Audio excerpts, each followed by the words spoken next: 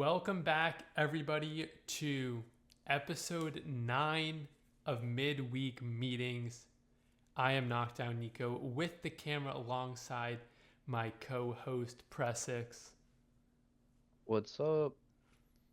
The NFL Week 8 has concluded, and I will say it's probably the wackiest, week, especially for games that we have seen this season. I feel like just a whole bunch of wackiness. We'll get into that. We're going to recap some of the games. We're going to recap some headlines as well, especially some headlines that just dropped within the last hour or so. But we are going to start out with our recaps for the games. The first one I want to go over is the horrible calls in that Vikings and Rams game on Thursday night. Hey, look, at the end of the day, there were some bad calls, but the Vikings had every opportunity to win that game, and they did not convert at all. I mean, this defense was supposed to be one of the best defenses in the league, and they gave up a ton of points to the Rams. So you can say there were a lot of bad calls. I'll admit that there were a lot of bad calls, but at the end of the day, that's not what decided the game, in my opinion. If we talk about the face mask, yes, it was an obvious face mask. But if you look at it in the big scheme of things, they get the first down. They're still at like the 20-yard line, and they needed what were they down by 10 at that point? So they still needed a touchdown. I think they're down by 10. I'm not sure, but it was at Yeah, least a I think they were touchdown. down by 10 at that point because they Yeah, needed so or maybe they're down by 8. I don't remember. something like that. But either way, they still had to go down the field and score a touchdown. So I really don't think that play really changed the outcome of this game. And I think it just came down to the Vikings getting outplayed on the defensive side of the ball. Yeah, I will say that face mask penalty should have been a face mask penalty. The refs saying that they didn't see it when there's 4 camera angles of or just not even camera angles, 4 photos of different angles of the ref looking right at Sam Darnold when that happened is just I don't even know what to say. It's low-key kind of funny. But they have to do something with the refs in a sense. I think if this happens, in the middle of the game, second quarter or something, obviously this is a bad call. But I don't think it gets as much controversy as it being, in a clutch drive or something in that sort of situation, at the end of the game versus it being at earlier in the game. So I don't maybe you have to penalize the refs or something. And it's the one scoring play that can't be reviewed. It's a safety. So, obviously, I don't think the Rams or the Vikings would have had to make a huge comeback for that. That safety put them up by 10. So they would have had to go down the field, score, and get the 2-point conversion for overtime. But like you said, the Vikings had plenty of opportunities to win that game, and they faltered in a sense. And the Rams played a good game overall. Although I don't like the fact that, they kind of lied about Puka Nacua on his snap, limitations. That's another story. But the Vikings just didn't show up. It's a bad call. That's pretty much that. We're just going to have to live with it. The next game we're going to recap is the Browns and Jameis Winston upsetting the Ravens. I feel like everyone should have seen this coming from a mile away. I mean, Historically, Lamar has struggled against the against the Browns, really. He somehow always finds the ways to lose to the Browns, no matter what it was. And we all knew Jameson Williams or what we were getting into with him. I mean, he's one of those guys who just kind of uplifts a whole team, right? And that's something that that Browns team really needed in the moment. So, honestly, I could have seen this game going the Browns' way from the start, but I think it brings up bigger questions for the Ravens. They've been known not to finish games, and if you're not able to win these one-score games and you want to compete for a Super Bowl, I mean, you're just not going to be able to in the grand scheme of things. Like you got to be able to go and beat these teams like this. If you're if you're losing to the 1-6 Browns at the end of the game, like I don't understand why this is such a consistent pattern for the Ravens. This is something they need to figure out, whether it's a mindset change on the defensive side of the ball, because I think it really comes down to the defense where these issues happen, or if it's just like an unlucky thing, but they got to do something to change that trend. There's some stats. I think this was the first game the Browns scored 20 plus points this season. It is also Jameis Winston threw for over 300 yards this game, I'm pretty sure, as well.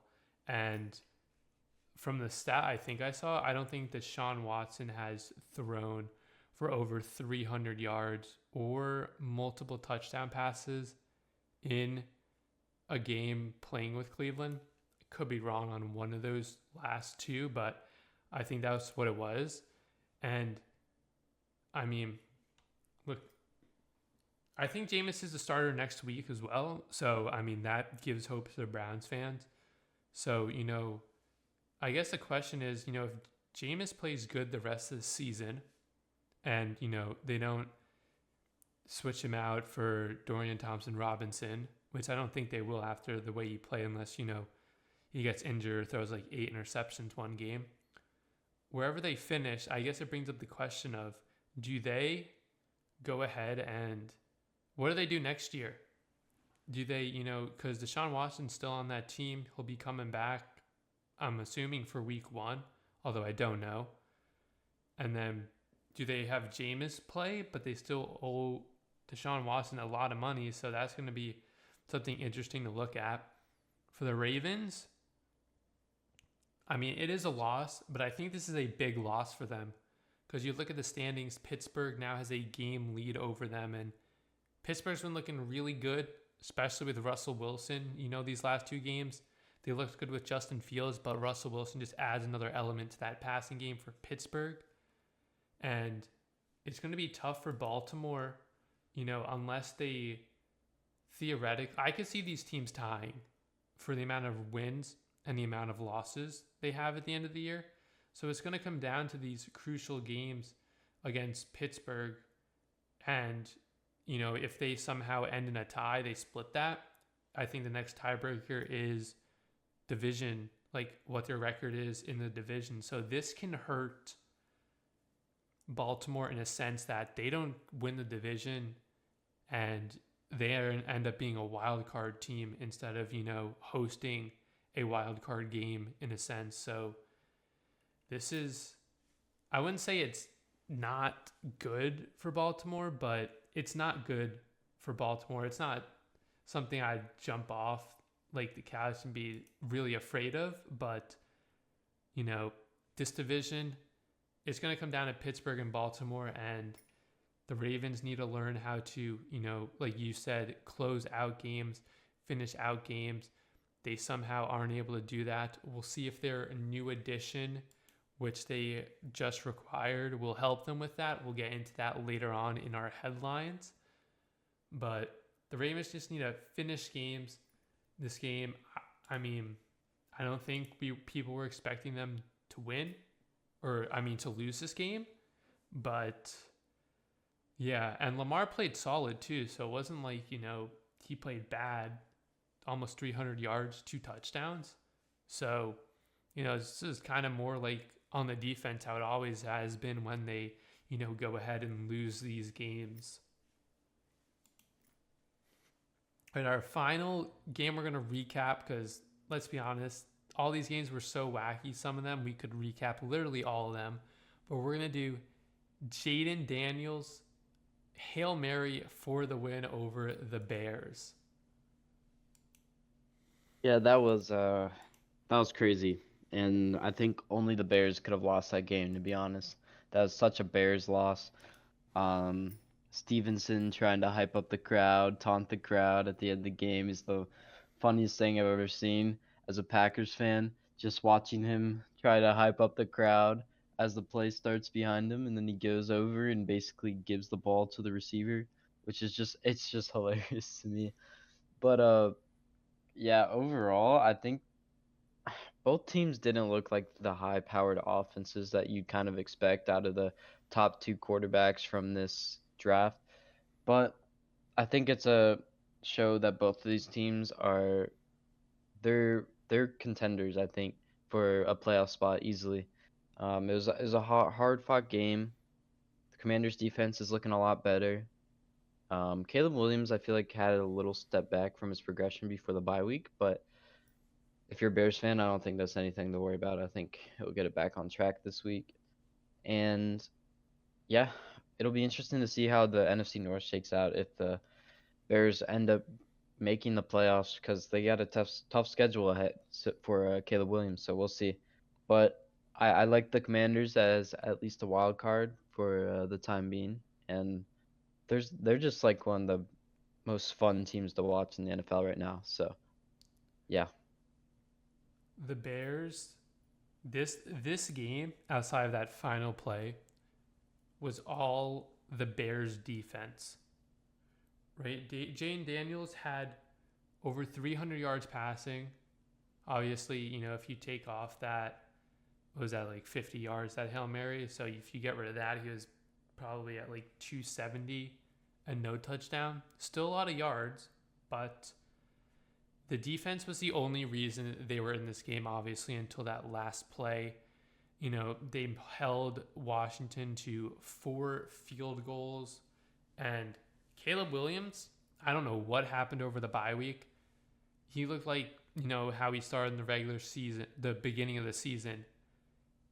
Just, he was so bad.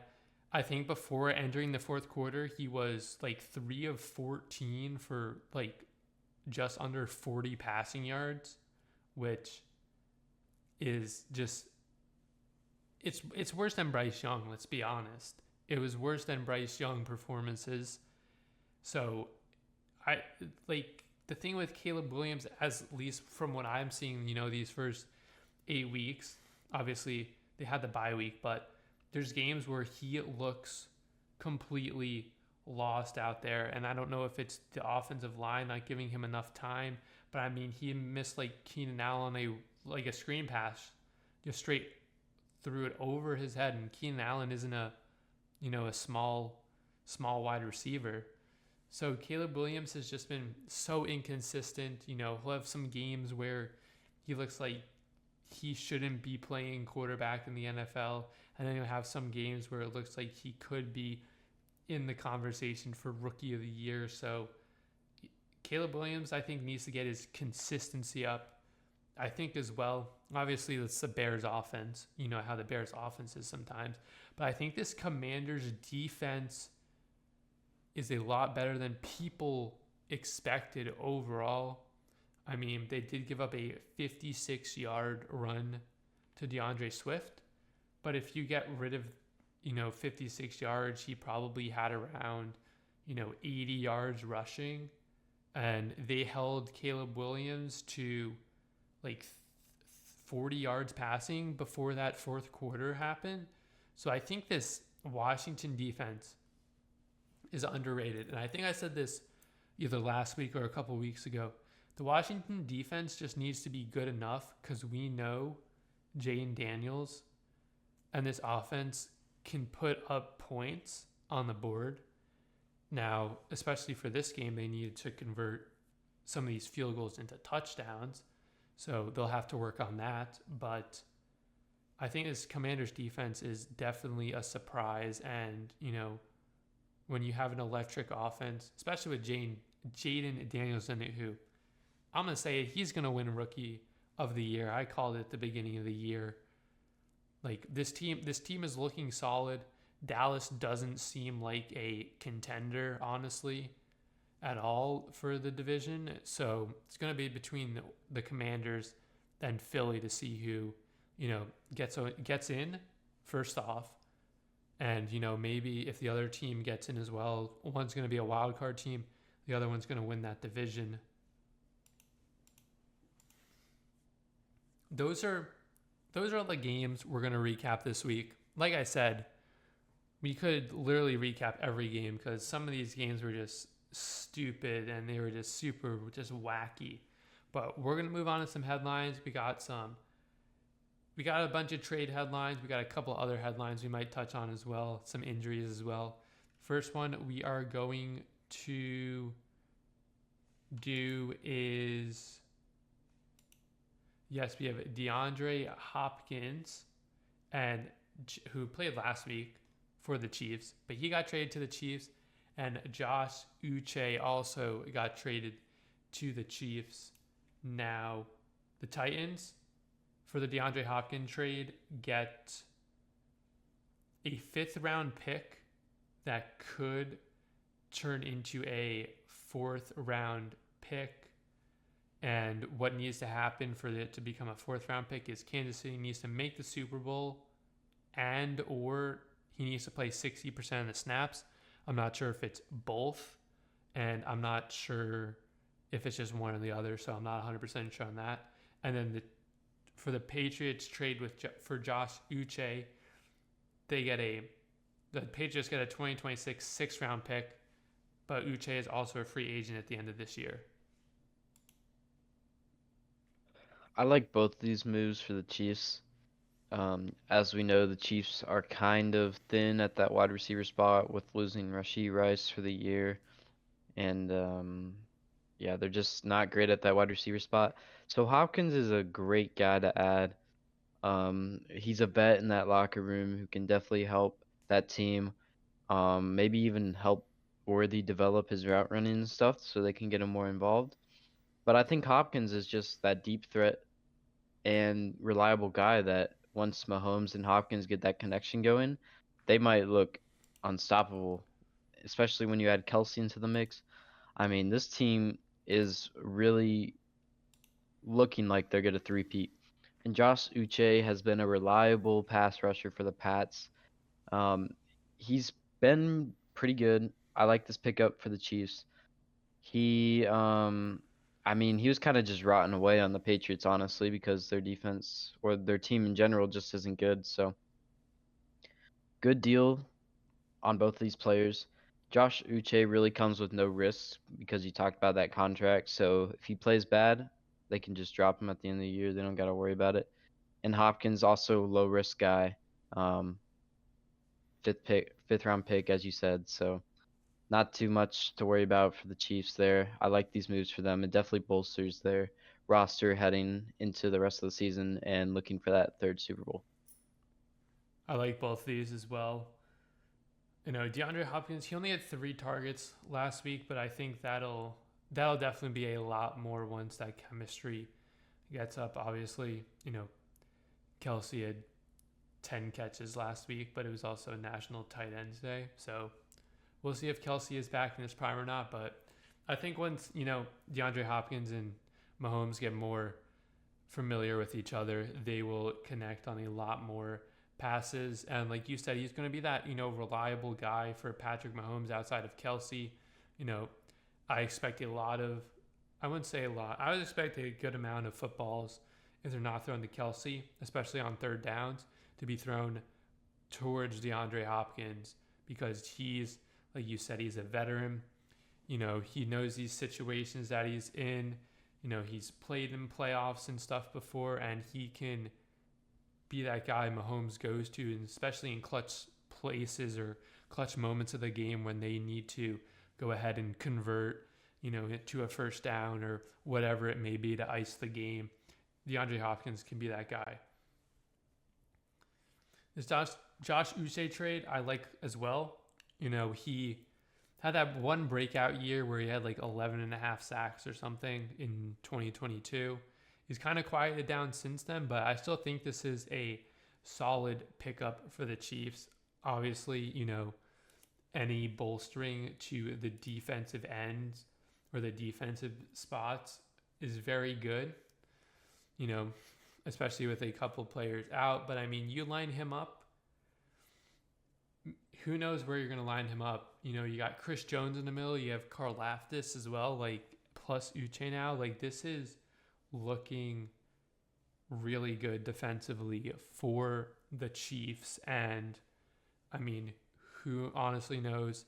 I'm not expecting them to go undefeated, but I'm going to expect them to make a very deep playoff run, and they've made the acquisitions now to go ahead and do that. It's not a super huge bargain they're giving up. Like you said, if Uche doesn't play bad, they don't re-sign him at the end of the year because his contract will be up. And they're giving up a 6th-round pick and a 5th-round pick, which, depending on what happens with Kansas City or how many snaps Hopkins plays, turn into a 4th round. So they didn't really give up a lot for these players who can be very impactful. So Chiefs are making a big playoff run. We expected it, but they're probably, even with their 7-0 record, are probably Super Bowl favorites, at least in the AFC right now. Our next headline is Jerome Baker is traded to the Titans. Ernest Jones gets traded to the Seahawks, and kind of on that Devontae Adams line, I think Ernest Jones becomes the first defensive player to lose to the same team in the same week, essentially. Yeah, I feel like this trade, it's kind of a whatever kind of trade. I feel like both these teams, it's kind of just a change of personnel, honestly. Jerome Baker and Ernest Jones are kind of like the same skill level in my opinion, and neither team really seemed to be giving up much. It's kind of just seems like a player swap. So I guess if it helps each respective team in their personnel, I guess it's a good move. Um, I don't know much about these guys, to be honest. I know they're solid players, but they're kind of just role players. They're not those star players that break headlines. So, good moves, I guess, for both these teams. Seems like just kind of like a player swap, in my opinion. Yeah, I think the Titans are getting a 4th round. I think they're getting a draft pick with this as well. I'm not 100% sure. But what I was going to say was this. Yes, they are getting a 4th-round pick as well, the Titans, for this. Jerome Baker has not been the greatest with Seattle. I don't know if it's the scheme or it's just, kind of washed. But he hasn't been that good with Seattle, the first, however, 6-7 games he's played with them. He hasn't looked too good. His tackling hasn't looked too good. And just doing some little comparisons, Ernest Jones I think it was more solo tackles and a less tackle whiff rate as well. So, in a sense, it's a small upgrade for Seattle, outside of that Buffalo game. But hopefully this will translate for Seattle to help out their defense, especially in the run game as well. Someone who can make solo tackles as well and, not miss as many tackles. Seems like, I wouldn't say Jerome Baker's in the retirement home, but Titans just have all these, older, washed up players in a sense. So, I mean, yeah, that's really all I can say about Jerome Baker. He hasn't looked that good. He didn't look that good with Seattle. He was missing quite a few tackles as well. So I guess it depends how this 4th-round pick goes for the Titans. But as of right now, I think this is a win for the Seahawks in the sense that it's a little upgrade at linebacker. Plus, they moved him to, I think, middle linebacker as well. So, kind of playing a new position as well. So, we'll have to see how that goes. All right, next up is the whole Jaguars receiving core is injured.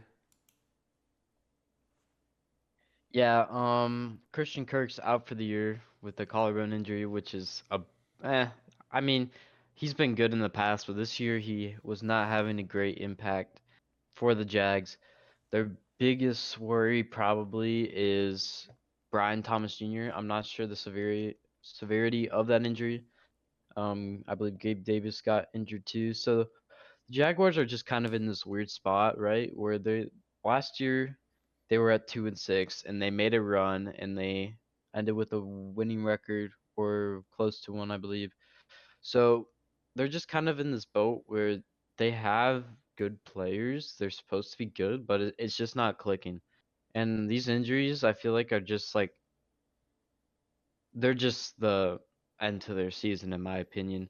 I mean, without these top three guys at wide receiver, it's gonna be a rough road for Jacksonville for the rest of the season. If we look at their schedule, they got Eagles, Vikings, Lions, Texans. In my opinion, those are four straight losses for them. So that would put them at 2-10, and I think the season is just kind of over. I think we're gonna see the end of the Doug Peterson era in Jacksonville after the season, maybe even before the season's over, depending on what happens in these next few weeks. But yeah, this Jacksonville team, they're kind of hard to read, man. They got so much talent, but it's just not coming together. So that's why I think maybe if they make a change at the head coaching position, they might be able to turn it around next year. But I'm chalking up the Jaguar season this year. I think they're done for. Yeah, especially with this, it's over for the Jags this season. You know, like you said, Christian Kirk is out for the season with a collarbone. Brian Thomas Jr., from what I read, he was going to be out 2 to 4 weeks with his chest injury. So I don't think they're going to put him on IR because that's a minimum 4 weeks. So we'll have to see. Gabe Davis, from what I read earlier today, he should play this week. But I mean, you're going to have your wide receivers then are going to be, I guess, Gabe Davis is wide receiver one, then Tim Jones and Parker Washington. The only other, if Brian Thomas Jr. doesn't play, and obviously Christian Kirk is out, the other two wide receivers that are listed on the depth chart for Jacksonville are both on IR. David White Jr. and Devin Duvernay. So I mean, like, they're gonna have to sign someone off of like a practice squad, their practice squad, a free agent. They're gonna have to. I don't think they trade for a wide receiver, but they're gonna have to find, especially if Brian Thomas Jr. is out for a couple of weeks. They're gonna have to find a just like a kind of a backup, like a fourth wide receiver as a backup, just because they are super thin at wide receiver right now. And I mean, I think this is just the final blow for the Jaguars this season. Obviously, I still have zero idea, for ETN. He may play, he may not play. It seems like it's like that still seems kind of shady. So honestly, I think like this team is good on paper, but they're bad like in game. So I guess you just go ahead. We'll have to see what they do if they fire their head coach. But maybe they go ahead and, just kind of tank and try to get a good draft pick. Maybe try to get that first overall draft pick up, Travis Hunter or someone. We'll have to see. Because they look good on paper, this team, even, injuries aside. But for whatever reason, this season just has plagued them. Next up, Stephon Diggs out for the year with an torn ACL. Man, that sucks for Diggs. He was having a good season in Houston. And it's a big blow to this Houston team who is also without Nico Collins for the next couple weeks. So they're in an interesting spot. Tank Dell's the wide receiver one right now. And then behind Tank Dell, they got like John Mechie or something. I don't even know. So, Yeah, big blow for the Texans offensively. And to be honest, they haven't been looking that great on offense just in general. Um, you know, Tank Dell, I think he had 4 catches last week, 0 catches against the Packers 2 weeks ago. So they're kind of in this weird spot. I don't think Dell is that wide receiver one, really. I think he's a good slot guy, that deep shot threat. He's not a good wide receiver one. So maybe we see the Texans trade for someone if they want to make a run. My guess is they probably don't. They got Nico coming back in a couple weeks, but they got to find a way to win until Nico Collins comes back because this offense without Nico Collins has just looked kind of flat in general. So my message to the Texans, find a way. So their next 2 games are against the Jets and the Lions. Both these games without their top wide receivers are kind of up in the air in my opinion, even though the Jets haven't been playing good. But they're also in an easy division, so I think they'll end up being fine probably. They just need to keep their guys healthy for the rest of the season. They have Collins and Dell. They'll be able to compete. They did it last year, so I think they're in a decent spot. They just got to keep competing, stay healthy, and hopefully they can figure it out without Diggs. Yeah, this is a tough loss for the Texans. Obviously, Stephon Diggs, like you said, he's been good this season for them. He's also a free agent at the end of this season, so his injury probably doesn't help him in the free agency, but it is Stephon Diggs, so who knows? Maybe the Texans will re-sign him. Maybe he goes somewhere else. We'll just have to wait and see. But yeah, I mean, these next couple of games, I'm not. So Nico Collins is going to be out against the Jets. I'm not sure if he's returning for that game against the Lions or if he's returning the week after. I think it's kind of a to be determined, but he's definitely out this next week. So yeah, I mean, like you said, see, whatever it is, CJ Stroud just, I mean, he's played all right some games, but he just hasn't looked as good as he has when he's had Nico Collins on the field. So, especially this game, they're going to be down to Tank Dell, Robert Woods, who is still in the league, Xavier Hutchinson, John Mechie. So maybe, he's going to start throwing to his tight ends more, CJ Stroud. But these next couple of games are going to be tough from an offensive standpoint. And but I think this team once they get Nico Collins back, they'll be in a much better spot offensively. But these next couple of weeks, they're just gonna have to ride it out and you know kind of see from there on out. And then they're gonna have to make the decision, being that Stephon Diggs will be a free agent at the end of the year. Do they re-sign him, or does he himself go ahead and test free agency or something? So that'll all be, I guess to be determined, but they're not, I mean, I wouldn't say they can afford to drop some games, but they're 2 games up on Indianapolis. So I feel like even if they, drop 2 of these games, even if they drop the next 2 games, I still feel like they're in a decent spot because they do play the Titans twice and the Jaguars and the Cowboys. That game may be a toss up, but I wouldn't say they're in the worst position, but they really do need Nico Collins back as soon as possible. Next headline, Diontae Johnson traded to the Ravens. The Panthers get a 5th-round pick, and then the Ravens also get a 6th-round pick as well with that.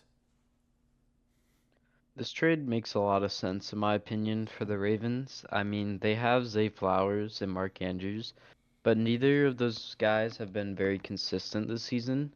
So I think Lamar and Andrews are kind of getting their connection back, but Zay is always one of those guys who one week he's got 75 yards, next week he's got 0. It just depends. So adding Diontae Johnson to this wide receiver core, I think definitely helps the Ravens a ton. He's kind of, I mean, you saw him in Carolina. He was kind of that number one guy for most of the season in Carolina. So he might bring that number one wide receiver mentality to the Ravens, who really haven't had a good wide receiver one in a while, and outside of Mark Andrews. So it's a good trade. It makes defenses a little um more hesitant to just play the run, I feel like, especially with Lamar and Henry, who are having a great season. So if anything, this just gives defenses another thing to think about when they're playing the Ravens. And I think it's a good move if the Ravens want to make a Super Bowl run this year, which they are definitely primed to do. The the Panthers got fleeced. I mean, I I don't remember what Oh they yeah. traded for Diontae Johnson, like what they gave up, but they're getting a fifth round pick and they're giving away a sixth round pick. Like, And I saw they're paying part of his contract out too. So yeah, I mean, that's just, I don't even know. Like, I guess the Panthers now are just, I would say now, but I mean, they've been the whole entire season pretty much full tank mode. From a Panthers spec, from a Panthers standpoint, this is, whoever the quarterback is, this is not good, right? Because Adam yeah. Thielen, I think, is out for the entire year, if I'm not mistaken, or maybe he's just out for a little bit.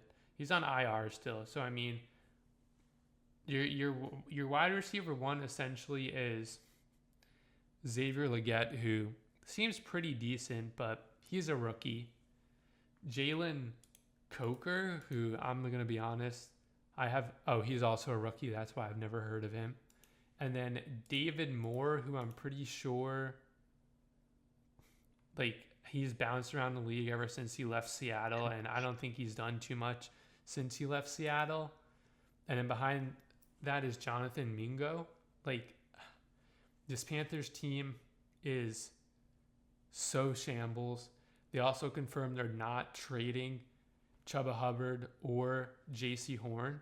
They didn't say anything about trading Bryce Young, but Chuba Hubbard and the J.C. Horn they're not trading. So I mean, this is just, I honestly don't expect, unless, like, maybe they play a team late in the year that sits their starters. I'm not sure if this team wins another game this year. Like, I genuinely am not even sure they win another game this year. Maybe they beat the Giants in, I don't know where they're playing. It's not the US though. Maybe they win some wacky game like that. But the rest of their schedule, I'm not confident they win a single game. Now, from a Ravens standpoint, this is good for the Ravens. Rashad Bateman was not a good wide receiver two. He was not a good wide receiver two at all. And this definitely helps the Ravens out because now you have someone else outside of Mark Andrews, but you have another wide receiver, who is reliable. He was solid on the Steelers, solid for, his little time on the Panthers. But Diontae Johnson, he's a solid wide receiver. This will get teams to look away from Zay Flowers a little bit as well. So maybe you can do some more stuff with Zay Flowers, maybe take some more deep shots down the field with him or whatever. But Rashad Bateman probably moving into the slot now, as that, I guess, go-to deep threat versus him being like a wide receiver too. It's good for Lamar. He's got another option, and it'll be bad for fantasy for Zay Flowers, Mark Andrews, but it'll free up. Having Diontae Johnson will definitely free up, who the defense wants to guard the most, whether it's Zay Flowers, Mark Andrew, or now Diontae Johnson. All right, this broke like 15 minutes before we started the show, but Cam Robinson, offensive lineman, traded to the Vikings from the Jaguars. I'm not sure if there's any information on what they're trading for. Yeah, so the Jaguars, here, I'll show you. Give me a second. I was looking at it.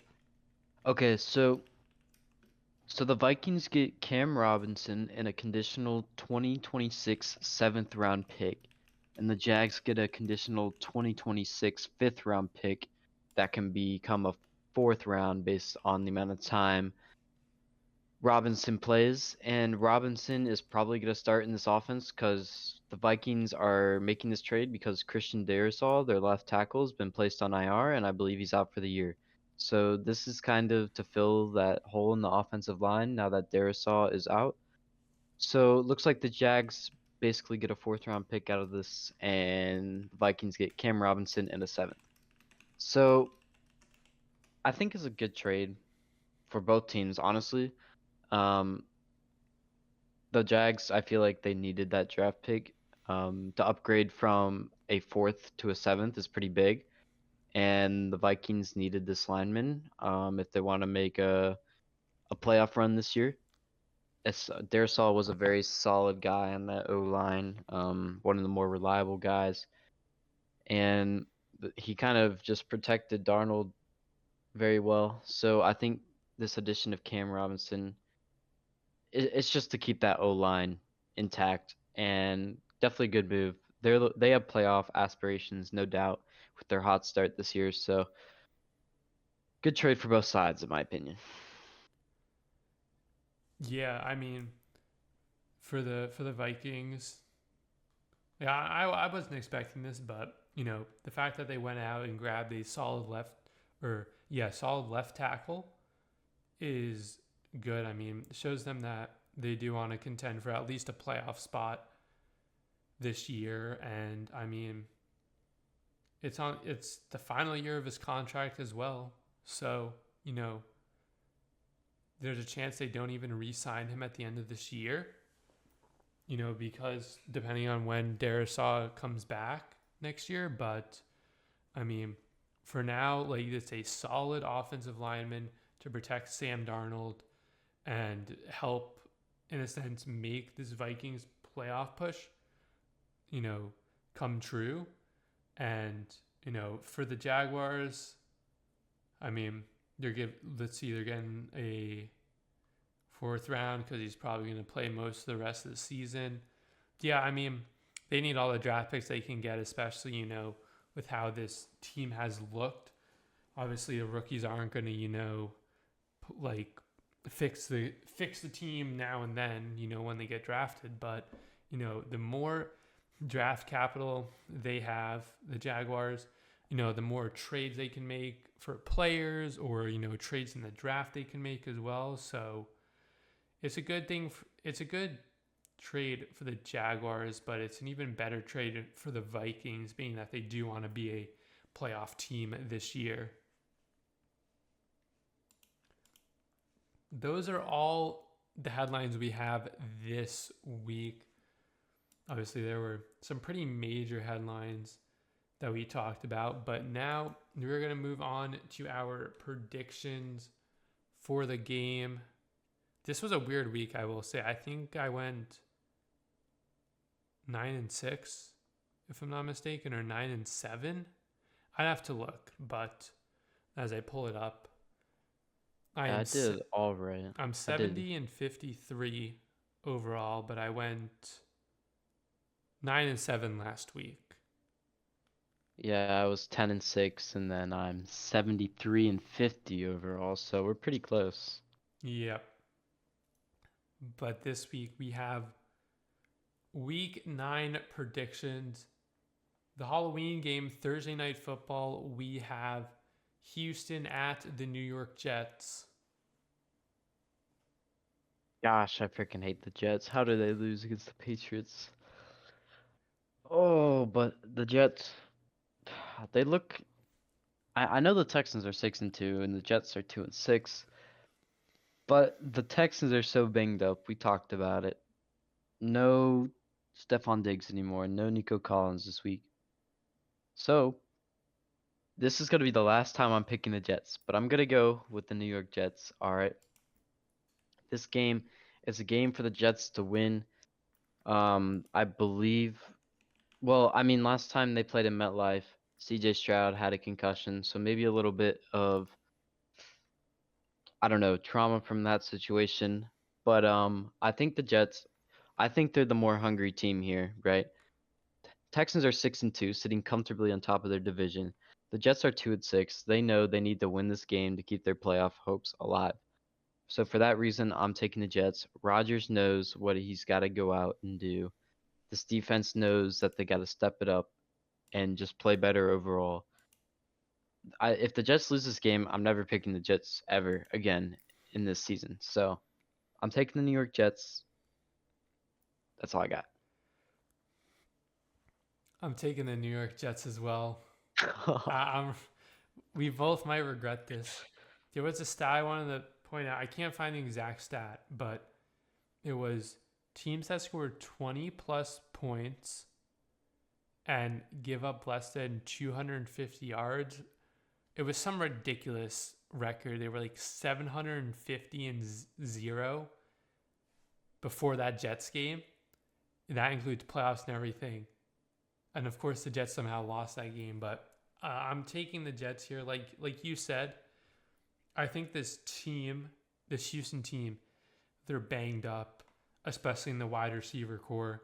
We'll see how that works out against this banged up Jets secondary as well. But the last time these teams played, CJ Stroud did not look good. I think he got injured in this game as well, but last year. But I'm going with the Jets. The Jets need this win if they want any minuscule hope of, sniffing the playoffs. And Houston, they're on top of their division. I can't, like I said before, I don't think they can afford to drop a game, but they can essentially afford to drop a game. The Jets have to play, it was last week, but now they have to play, I think Matt Ryan said this, 0 mistakes from here on out on all aspects. And, hopefully they do that this week. Hopefully they beat the Texans for the prediction, but I don't know. I feel like this game can be a toss-up. I'm not too confident. Also, I think this game is sitting at the Texans -1. So a little fishy on that as well. I'm just going to throw that out there.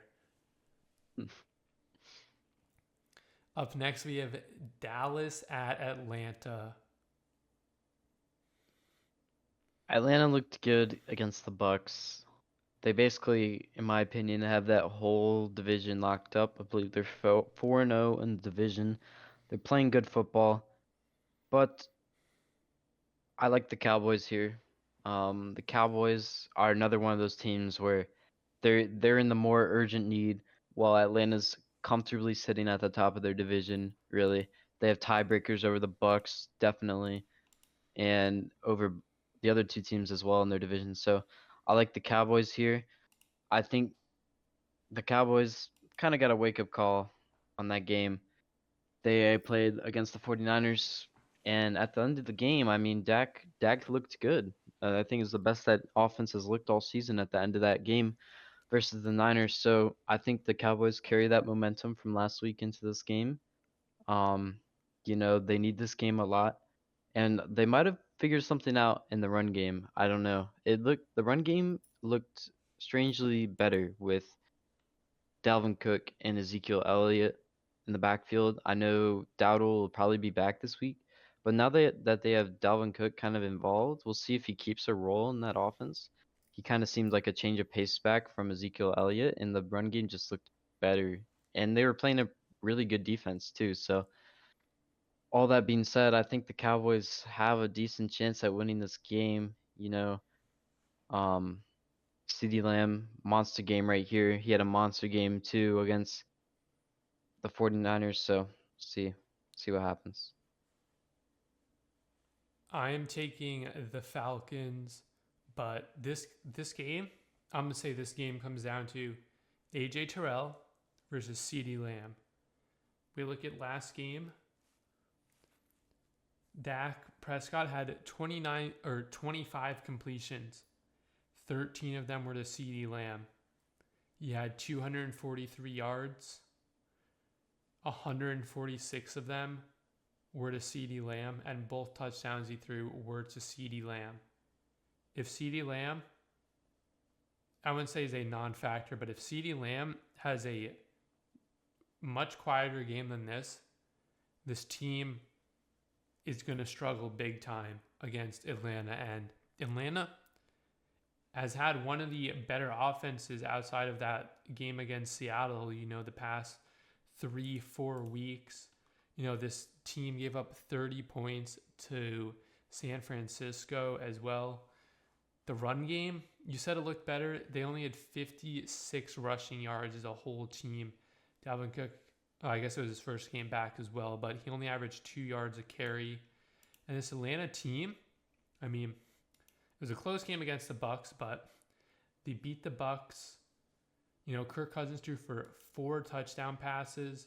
He spread the ball out to everybody. Bijan had the most receptions, but he distributed it outside that evenly. Pitts, Darnell Mooney, Drake London, they all had 4 receptions with similar targets as well. And that run game looked pretty solid. So, it may be a high scoring game this game, but I'm just not confident in this Dallas team if CeeDee Lamb gets somewhat locked up. This team just has no other player that is sort of like a semi X factor that can change the tide of this game. And Dak Prescott, he has thrown 4 interceptions over the past 2 games, and the Falcons just picked off Baker, I think it was twice last week. So, it wouldn't surprise me if Dak Prescott has a couple interceptions as well, especially if they're down and he tries force feeding CeeDee Lamb. Up next, we have Miami at Buffalo. Yeah, Miami's cooked in this game. This game is in Buffalo. The Buffalo Bills are going to win this game. Miami, it's gonna be too cold for them in Buffalo. I mean, this game is gonna be in November. I mean, Miami Dolphins don't play football in November, bro. Especially up north. Like, come on, man. But Dolphins, they didn't look terrible against the Cardinals. They kind of blew the game. That's another topic of discussion. I think this Bills offense really is figuring it out. James Cook had a big week last week. The team just looked great overall. And Amari Cooper wasn't really even involved last week. So once they get him involved, this team will just look even better. So I think they'll figure it out even more against the Miami Dolphins. So that's why I'm going to take the Buffalo Bills.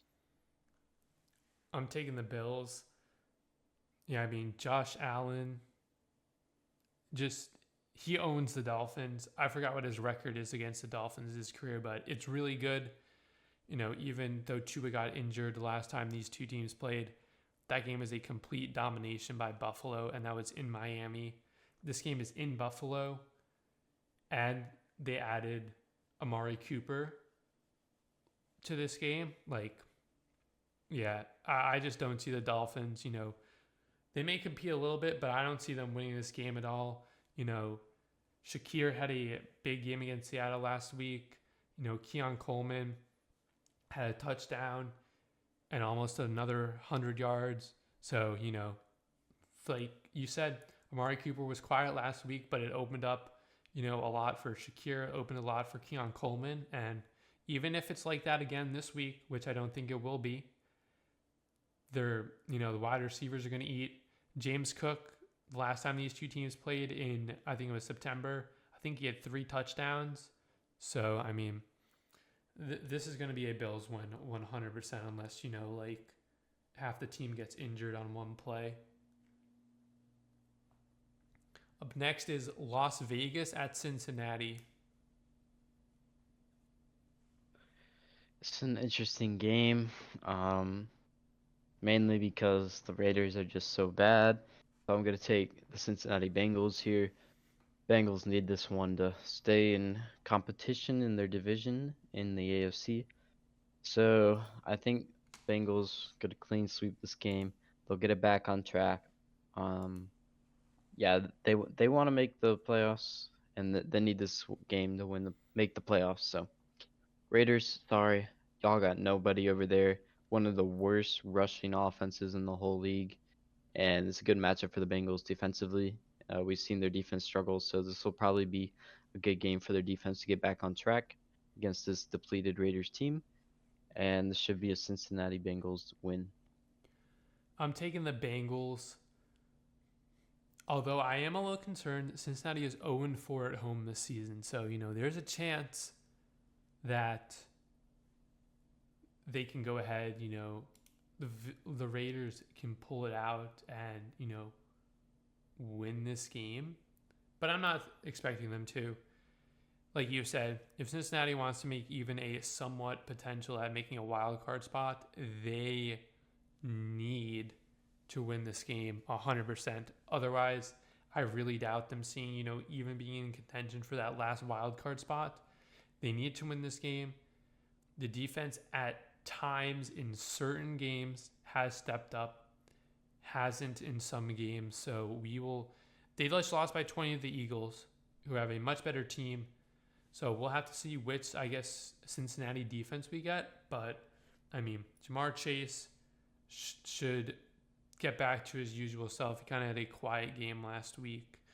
And, I think the main concern here is they're 0-4 at home. So, can they win a game at home is essentially the question. And they're going to need to if they want to make the playoffs. But I'm taking the Bengals.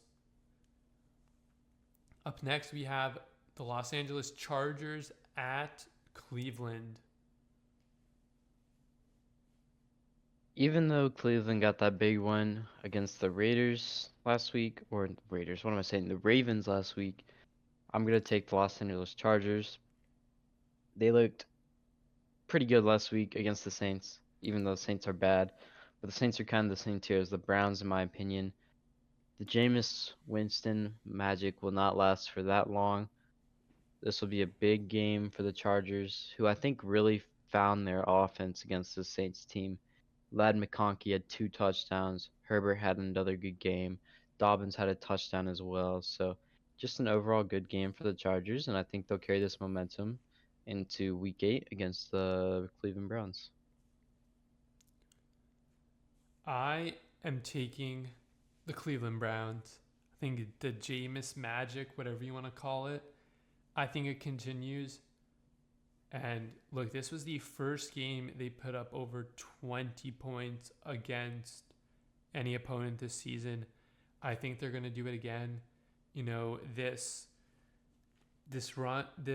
Browns defense, when they have offense, can look pretty solid at times. And, this is a run-heavy Chargers offense. They only gave up 124 rushing yards to the Ravens, who, for almost 50 of them were from Lamar. So if you get rid of that, they only gave up 73 yards to Derrick Henry. So, their biggest weakness from this team is going to be giving up the big play, the big rushing play. I think they may be able to withstand the passing game, being that it isn't the strongest wide receiver core. But this team seems to be a little more confident with Jameis behind the helm. Even if this game maybe runs up the score a little bit, I think they're more capable of keeping up with teams now with Jameis at the quarterback than, Dorian Thompson-Robinson or Deshaun Watson were. But I got my faith in Jameis this game, so I'm taking Cleveland. Up next, we have New England at Tennessee. This is an interesting game. Both of these teams have kind of found a little bit of life recently, even though, okay, the Titans did get blown up by the Lions recently, but even I think Mason Rudolph is just a better QB than Will Levis. And Drake May, is he in concussion protocol? Do we know? I believe he was injured in that game last week against the Jets, and then Brissett came in. So it might be Brissett starting this week against the Patriots. But either way, I think I'm going to take the Tennessee Titans here. I like their defense matched up against the Patriots offense. And I think this will be a big defensive battle. And I think the Titans defense is just the better defense. They're going to get more turnovers. And that's how they're going to win this game, the turnover battle.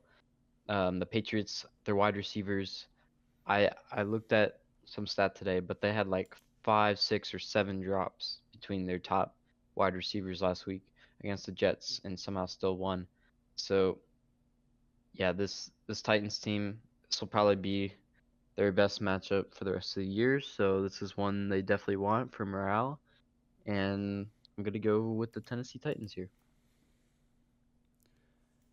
I am taking New England.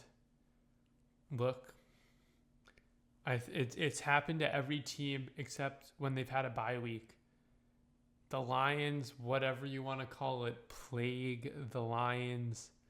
You know, whenever a team plays the Lions, the next week they're just straight horrible for some reason. And even though the Titans got blown out, I think that trend continues. I'm a little questionable about Drake May. Um, I I think he's just questionable. I don't think there's anything new on that yet, but we'll have to see what happens with that.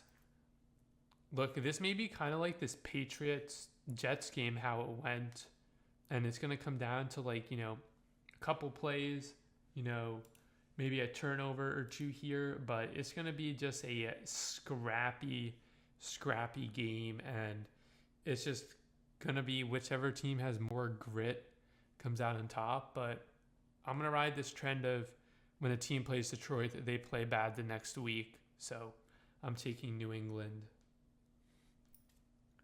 Up next, we have Washington at the New York Giants. I'm gonna take the Washington Commanders here. I mean, what can I say? This team is eh, they're hot. I mean, they have everything going in their momentum. The Giants really don't. Um, yeah, they just looked kind of flat recently. But they do have a pretty healthy roster. I'm not sure what Tracy's status is for this game. He might not play. I believe he's in concussion protocol. So without Tracy in that run attack, they might be a little flat. But I still like the Commanders here. I think Jaden Daniels will be able to piece up this New York defense, and it'll be a fun game to watch. It's a divisional matchup, so it might get a little wonky, but I like the Commanders here overall. I'm taking the Commanders as well. What I was going to say was I'm a little worried about this game. Last time these two teams played, Washington, they won the game. They scored 21 points, but they didn't score a single touchdown. And it seems like, especially in last game as well, they've been struggling a little bit with converting these drives into touchdowns. But as long as they can convert, some of these drives where they're getting into enemy territory, if they can convert those into touchdowns, maybe they have 6 drives where they score points. They can score 3 touchdowns. I think that's more than capable enough to beat the New York Giants. Like you said, Tyrone Tracy is in concussion protocol. So if he doesn't play, that means Singletary is going to have most of the touches. But I mean, this New York Giants team did not. It looked good at times, and it looked really bad at times against the Steelers. So, and this Commanders defense is low key kind of underrated a little bit. So, I guess we'll have to see which version of Daniel Jones we get. It is at MetLife Stadium, so we're probably going to get the, Daniel Jones of MetLife Stadium where he doesn't throw a touchdown pass. So that's even better for the Commanders. And I'm taking the Commanders with this. Danny Jones has just not been good in MetLife Stadium either. Up next, we have New Orleans at Carolina. New Orleans are heavy favorites in this game, according to the line, but Panthers I really don't think are much of an underdog. Both these teams have kind of been bad in the last couple weeks. Um, but that being said, I'm taking the Saints.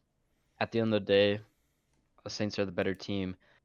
Carr will be back this week, I believe, so that's a boost to this Saints offense. So maybe we see a little bit of resurgence in the Saints offense, and they should be able to take down Carolina Panthers, who are now also without Diontae Johnson. So that wide receiver room has gotten very weak, and I don't think the Panthers stand a chance, to be honest. Should be the Saints easy. I'm taking the Saints. Like you said, I mean, losing Diontae Johnson does not help this Panthers team in any way, shape, or form. Derek Carr coming back helps this New Orleans team as well. The last time these two teams played, the score was 47-10. I think, yeah, Carolina had 3 turnovers. I mean, obviously they're going to be without Rashid Shaheed, but I don't think that matters. Derek Carr will throw it to Chris Olave. He'll throw it 30 checkdowns to Alvin Kamara if he has to. Let's be honest. I don't think this is too much of a conversation. Could get wacky, but I'm taking the Saints this game, and who knows? We'll see what happens. I'll get into that in fantasy football when that comes around. Up next, though, we have Denver at Baltimore.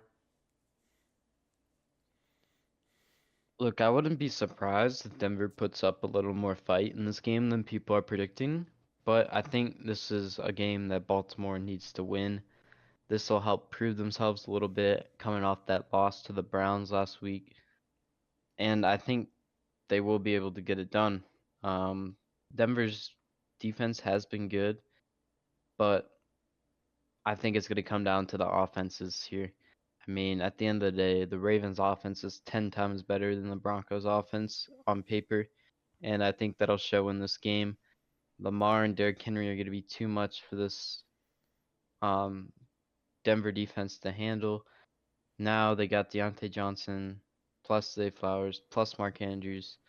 It's just gonna be too much for the Broncos, and should be a Ravens win. I'm taking the Ravens.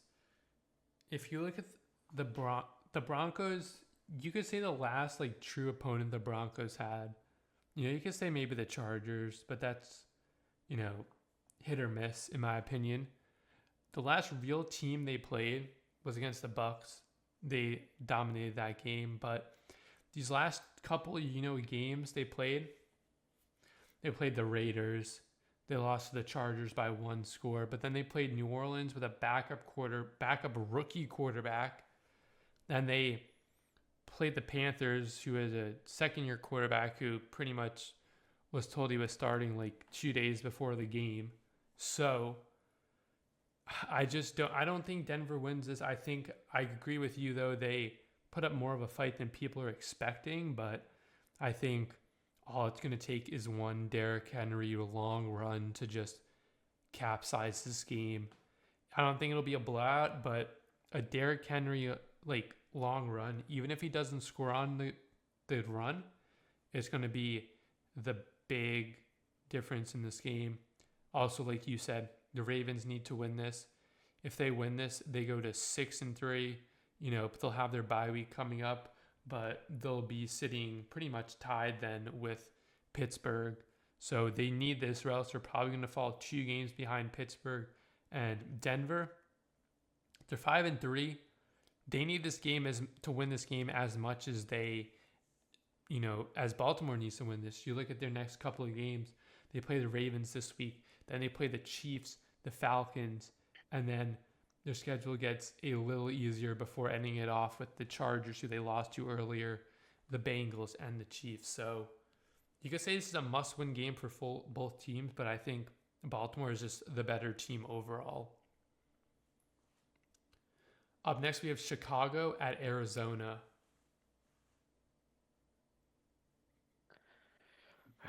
Man, the Chicago Bears really blew it last week against the Commanders.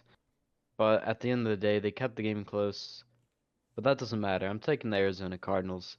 This Cardinals offense looked really good last week against the Miami defense, who through this point of the season was one of the top defenses in the league statistically. So this Cardinals defense or offense, I mean, when they have Marvin Harrison Jr. going and they got McBride making plays and James Conner on the ground, they're a scary offense to deal with. And I think the Bears I mean, if they're not able to produce on offense like they were last week, I think the Cardinals might just run away with this game. I mean, it'll probably end up I don't know. This will be a close game. I can't really tell how this game's gonna go, but I'm picking the Cardinals here. I feel like Kyler is he's gonna be able to do some stuff on the ground against this Bears team.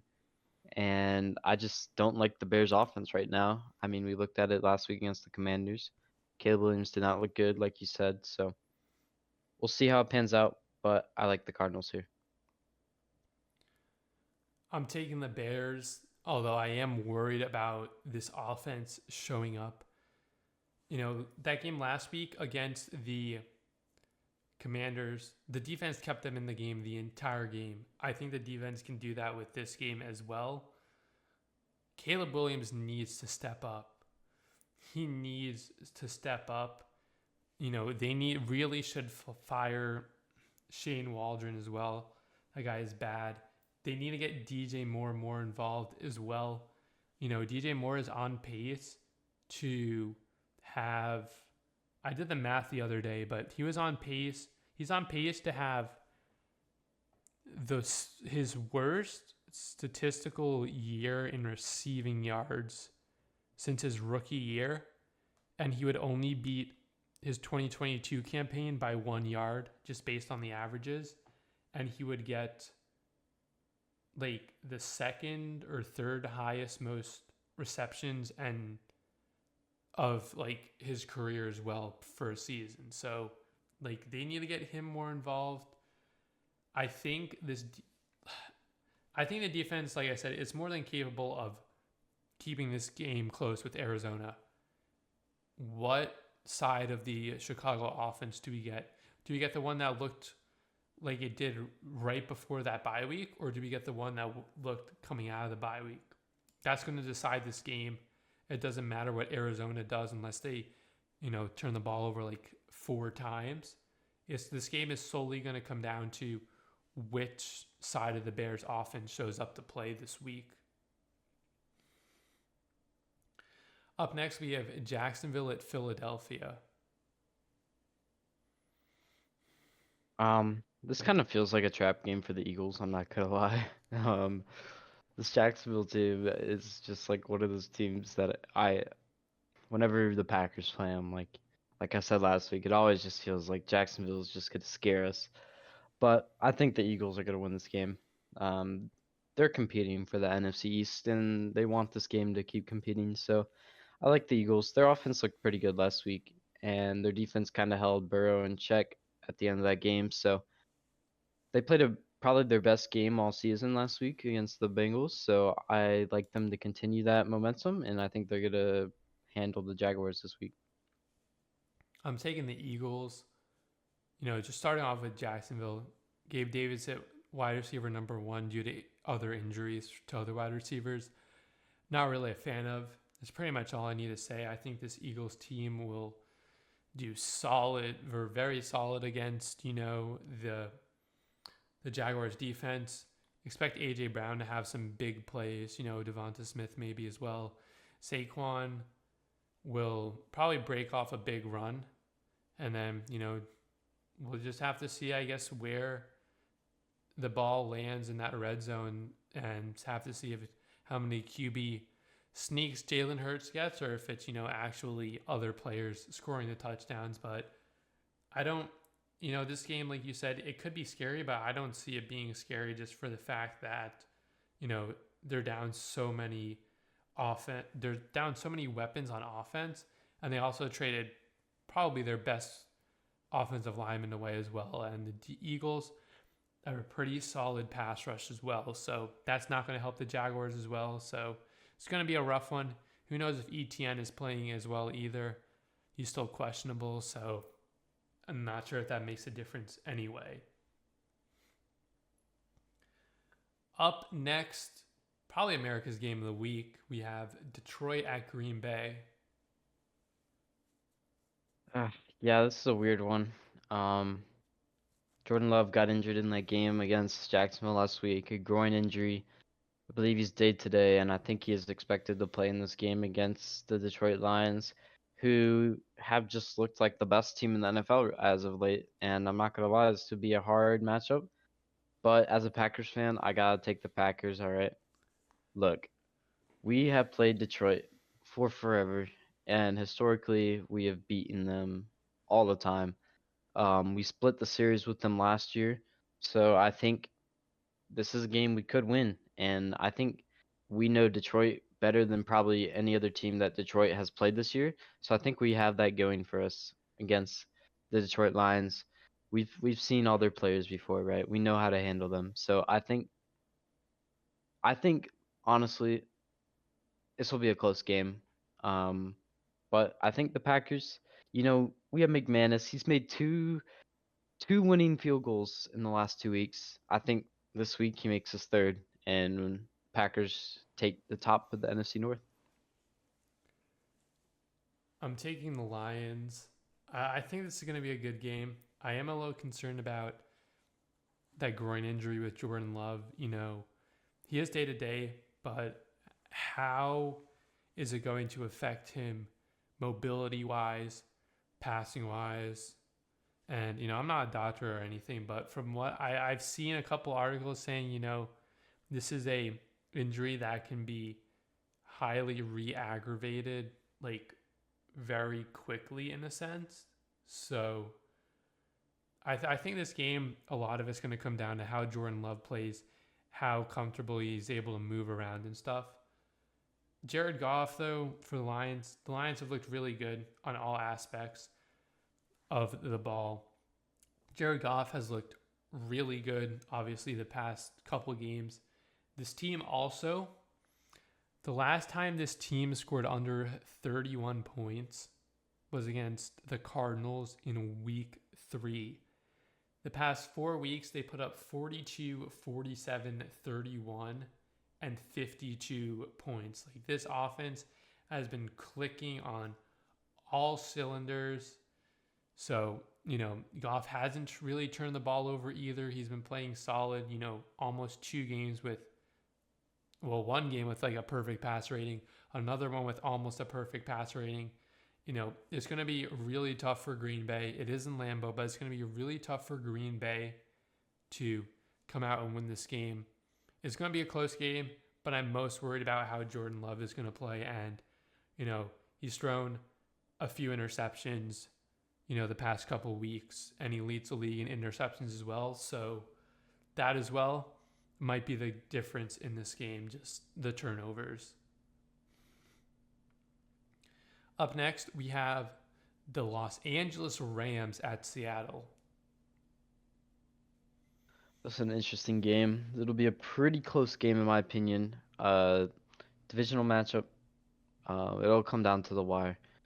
But the Rams looked really good last week, and for that reason, I'm gonna roll with the Rams here. Um, when the Rams have Cooper Kupp and Puka Nacua lined up at wide receiver, this team looks so much better than they did without them. So I like them to continue their momentum from last week. And honestly, the Seahawks, they did not look good against the Bills. I'm not gonna lie. A lot of people thought, well, I mean, the Bills are coming to Seattle. They have home field advantage, but that didn't seem to phase the Bills. And I think it's kind of the same story here with the Rams. They played in Seattle. They know what it's like to play in Seattle.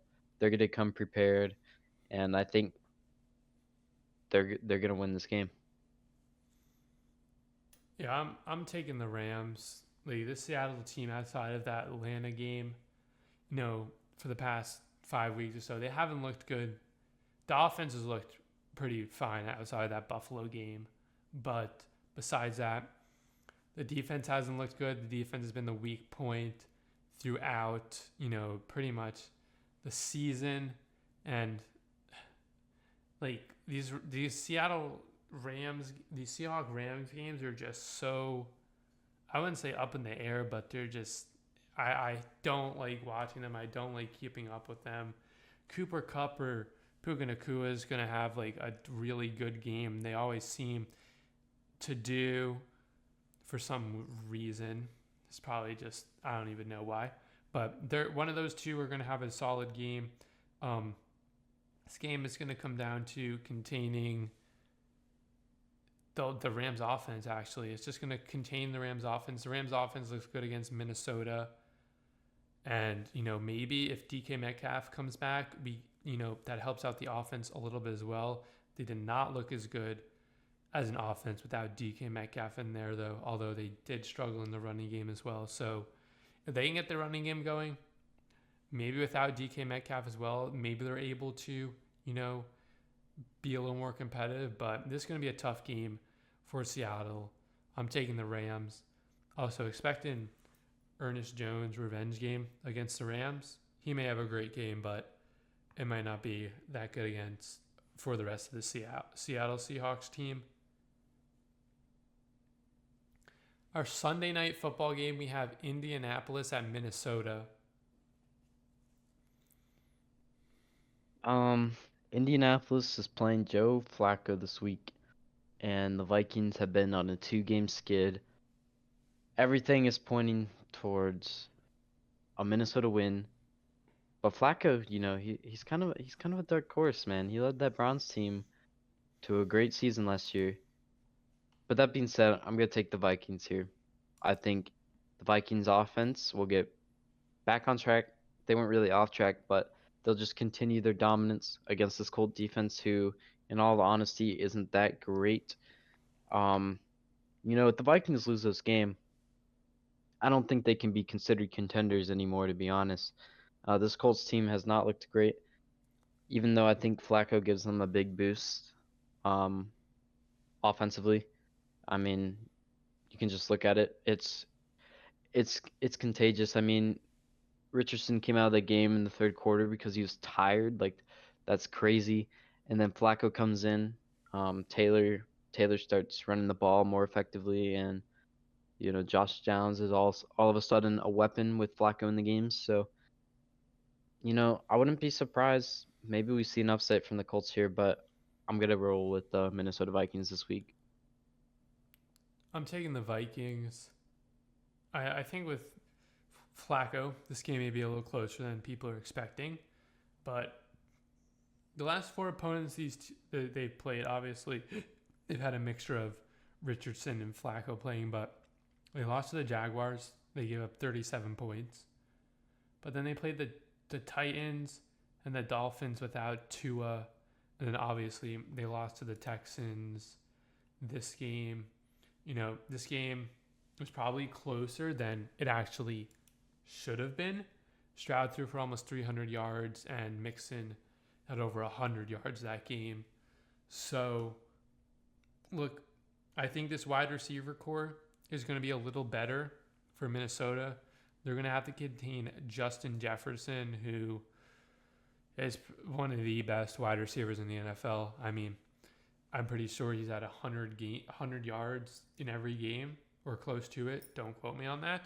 But, yeah, the Colts are still susceptible of those big plays, just those big plays down the field happening. So I feel like the Vikings are going to get a few of those. Josh Downs, like you said, becomes a threat with Flacco at quarterback. But I'm taking the Vikings. I just think they're gonna eventually get to Joe Flacco, and Joe Flacco will eventually this game make a mistake. Monday Night Football, we have Tampa Bay at Kansas City. Look, Kansas City Chiefs are sitting at 7-0. Someone's got to beat them, but it's not going to be the Bucks this week. I'm taking the Kansas City Chiefs. The Bucks, I mean, they didn't look too bad against Atlanta, given that they didn't have Evans or Godwin. But they're not going to be able to keep up with this Chiefs defense, who is, in my opinion, I said it last week, I'll say it again, the best defense in the NFL as of right now. So I'm going to take the Chiefs here. This offense for the Chiefs is kind of being revitalized, I think, and it's looking decent. My biggest issue with the Chiefs is Mahomes, honestly, which is kind of crazy to say. He just hasn't looked like himself this year, and maybe this is the game where he figures it out against this Bucks team who really isn't all that great now, especially on the defensive side of the ball. They've been kind of mid all year. So we'll see how this game pans out, but I'm leaning towards the Kansas City Chiefs here. I'm taking the Chiefs. I think they move to 8-0. Now, I think Kate Otten has another big game. He's probably going to be that number one, receiving threat again for Tampa Bay. They did put up a solid fight against Atlanta, but I think those two Baker Mayfield interceptions costed them that game, and the fact that they didn't really have too much going for them in the running game. They only had 100 yards, but total. But I mean, this Chiefs team, they're even better with DeAndre Hopkins now. Once that chemistry gets going, the defense is really solid, and yeah, I think they're just gonna move to 8-0. This is gonna be somewhat of a close game with some sort of weird score, or it's gonna be a complete blowout. I don't think it's gonna be anything in between, but however the outcome might be, the Chiefs are moving to 8-0. Those are our predictions for week 9. Moving on to fantasy football. Unfortunately, I lost this week. I'm not going to lie, I kind of got sold by Jordan Love getting injured and DJ Moore. Not really DJ Moore's fault, more like Caleb Williams not knowing how to throw the ball. But yeah, I don't know if I would have won, even if they did have good games, because my opponent did put up 143 points. Yeah, I had a pretty good week last week. 153 points with a roster I definitely did not feel comfortable about. I had Cortland Sutton in my flex, who put up a clutch 17 points, which I was totally not expecting, I'm not gonna lie. And then my team all around just had great weeks. Everyone on my team just kind of looked good. And my opponent had T. Higgins who was listed as inactive before the game. He was questionable coming into the game. My opponent didn't make that adjustment, and it definitely helped me secure that game. Even though I won by over 20 points here, it probably didn't matter that much. But I'm happy with the way my team's shaping out. Top of the league, sitting at 6-2. I'm actually 6-2 in all my fantasy leagues right now, so feeling pretty confident. This week my matchup's looking a little tougher. I'm projected to lose by a little over a point, so we'll see what happens. But yeah, I don't know. We'll see what happens. I probably got to make some roster changes too. So yeah. My week 9 preview is looking rough. My opponent is projected as of right now to have just under 135 points, which is insane. Jeez. Yeah, it's absolutely insane. I'm gonna have to keep up with Tyrone Tracy to see if he plays or not with concussion protocol. Jordan Love, I know he's facing Detroit, and my only other quarterback's Jared Goff, but I'm probably gonna switch Jared Goff into there. I'm a little worried about Jordan Love in that groin, even if he does play. So I'm probably going to put Jared Goff in. And then for some reason, if Tyrone Tracy doesn't play, I'm either going to have to choose ETN, which I don't even know if he plays. So if he doesn't play, I'm down to Chajay Spears, who's questionable. So, I put out another trade proposal to...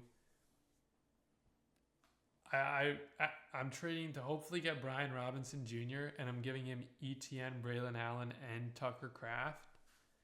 I think I did a similar trade earlier, in the year to try to get Brian Robinson. Unfortunately, I don't know if it got looked at, but I need if Tyrone Tracy doesn't play, I need a solid RB2.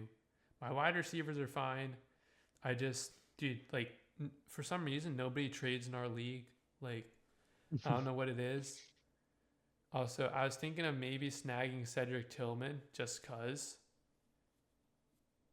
And then I was thinking maybe I'm a little concerned about that Jets defense. So I don't know if I go ahead and pick up a defense or not. I was thinking maybe I pick up like the Saints defense against Carolina or the Commanders defense against the Giants. Not really sure. I might just keep the Jets I'm not confident in the Jets defense actually, so I don't know what I'm going to do on the defensive side. I might wait till tomorrow and make a move on that, but I'm going to do this right here. I'm going to drop Cole Kmet and I'm going to, or not drop him, but I'm going to put in a claim to get Cedric Tillman maybe just to see if I can use him as a trade piece. Because I need to trade for not a wide receiver. I need to trade for a running back, but I don't know who to trade for a running back. Yeah, so my waiver claims this week. I currently have the Broncos defense, and they're going up against Baltimore, so I'm just gonna probably drop the Broncos defense. And I'm looking at targeting the Philly defense, is kind of what I'm thinking right now. Pretty good matchup, I think, in my opinion. And yeah, so that's my number one waiver. I did add the Cedric Tillman one in there just because I currently have Juju Smith-Schuster on my bench, and so I'm gonna drop Smith-Schuster and pick up Tillman. But that probably doesn't even matter because I'm gonna end up dropping, even if I don't get it, I'm gonna drop either Tillman or Smith-Schuster either way later this week, so I can activate DK Metcalf to my squad. So it's kind of just to fill up a roster spot and be petty, but that's besides the point. So yeah, main change is I'm trying to change out that defense for this week. Yeah, I might be looking to do that as well. I know they're weak. Like the Texans offense has not been, they're a little injured right now, but dude, the Jets defense, like the past, like they got me 5 points I think against New England. Then they got me 4 points against New England, -5 against Pittsburgh, and then only 1 against Buffalo. So like I just don't have confidence in this Jets defense anymore. So I feel like I almost have to drop them and then try to figure out who I want to go ahead and claim then. Or maybe I don't know. I'll figure that out. I think I may go for Washington or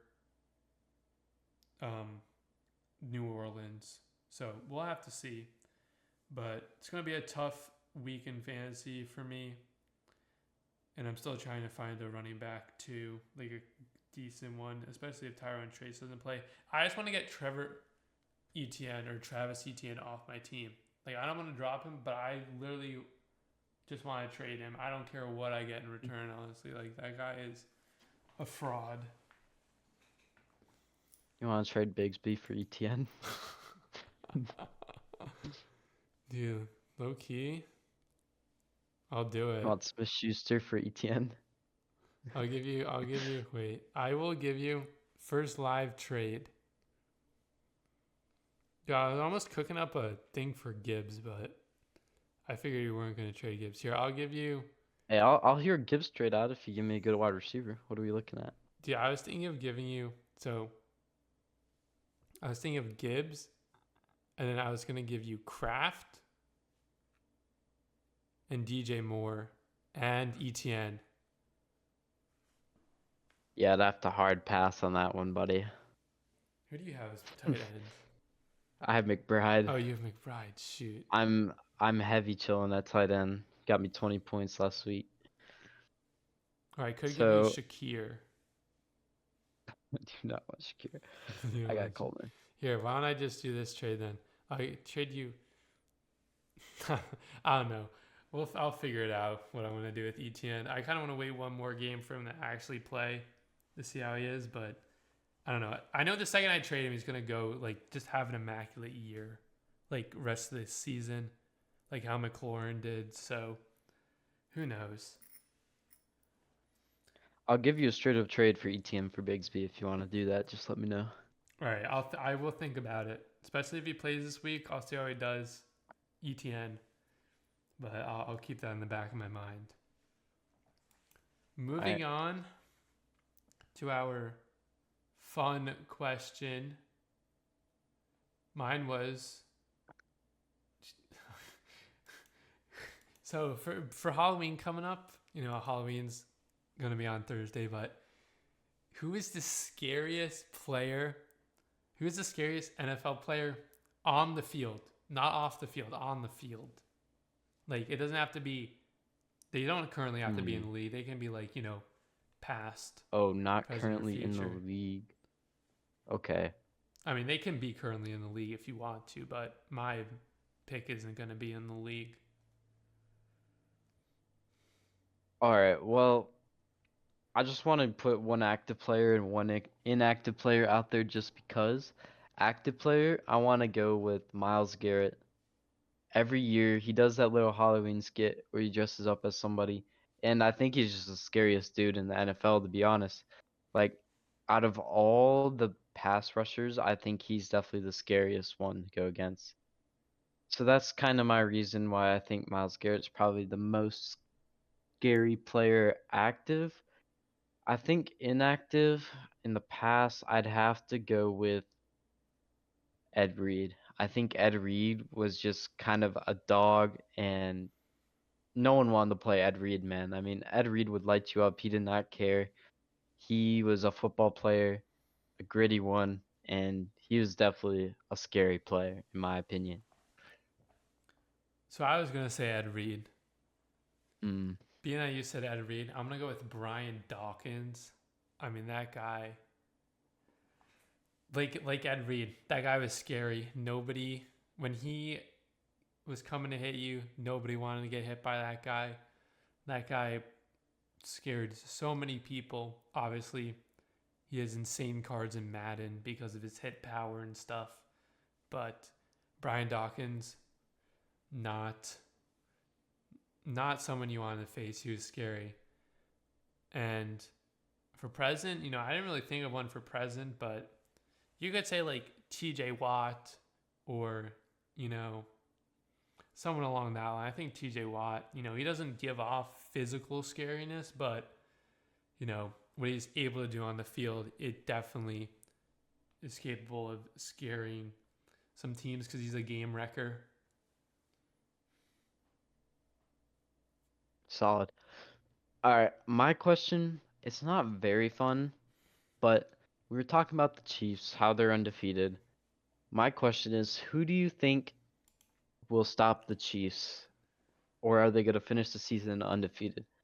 If you look at their schedule, they have the Bucks this week, then they're versus the Broncos, at the Bills, at the Panthers, versus the Raiders, versus the Chargers, at the Browns, versus the Texans, at the Steelers, and at the Broncos. So, which game are you looking at that you think maybe the Chiefs get defeated here? I think there's I think there's three teams that can do this. I think the Bills have a good shot, although, you know, Josh Allen's I think record against Mahomes isn't that good. But I could see the Bills potentially doing it. I could see the Steelers doing it with the way they've been playing. As long as they're clicking on all four cylinders, I think that defense is capable of holding Mahomes down a little bit.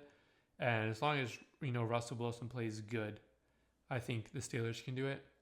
I'm also going to say the Broncos in that final game, you know, depending on what is the deal is in that AFC playoff standing, if the Chiefs have the number one seed locked up, I feel like they rest their starters or, only play them for a quarter or two. And the Broncos, who knows how the rest of their season goes? They could potentially be in a spot where they, they win, another team wins, or a couple teams lose, and they're in a wild card spot. So especially, if the Chiefs already have that first seed locked up, I think the Broncos can go ahead and win that final game of the season. Solid.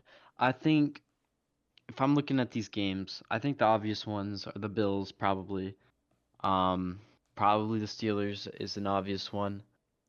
even the Texans might put up a fight. I mean, maybe they'll be healthy by that time. They play them towards the end of the season.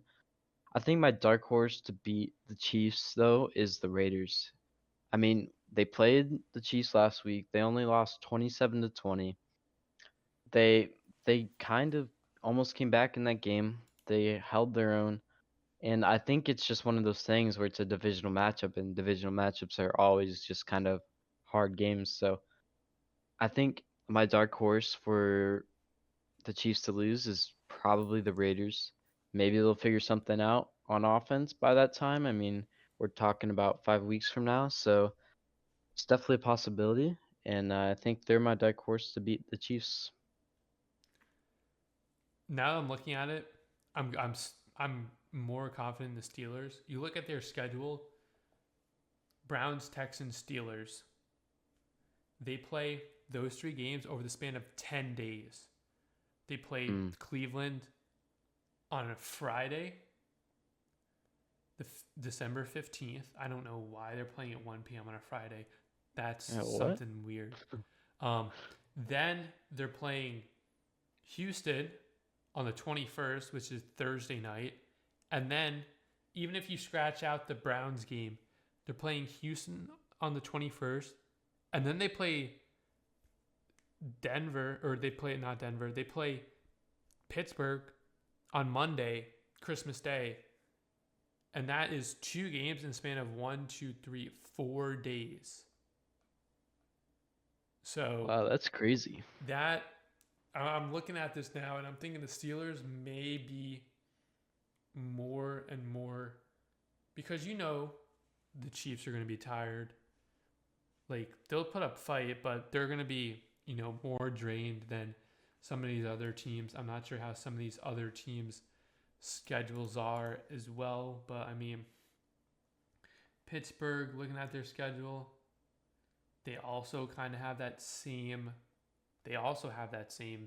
go around as well. And then Cleveland. Yeah, I don't know why there's so many games played on the 15th. What's the 15th? Dude, you're asking. I have no idea what's on the 15th. 15th, Are we just dumb? I'm looking at the wrong day. That's a Sunday. I was looking at January. Okay. Oh, But he's still, trolling. I mean, so you add, So they play Sunday and then they play Saturday of the same week and then and they then they turn around and then play play on a on Wednesday. Wednesday. That's still Dang. 3 games in That's 3 games in 10 days. Still yeah. kind of crazy. Well, to see. I don't think they go undefeated. If they do, I think people are going to say, oh, it's the Chiefs. But I don't think this is a team that we expected to go undefeated. Like, you look at other teams that have gone undefeated. Like, I think it was the 72 Dolphins, that New England team that was really good. Like, those teams, were really good. This team doesn't scream like this team is going to go undefeated this season. Like, it just doesn't scream that from this team. Especially, with both their wide receivers out, their top 2 wide receivers out for the year, and, Pacheco being out for so long as well.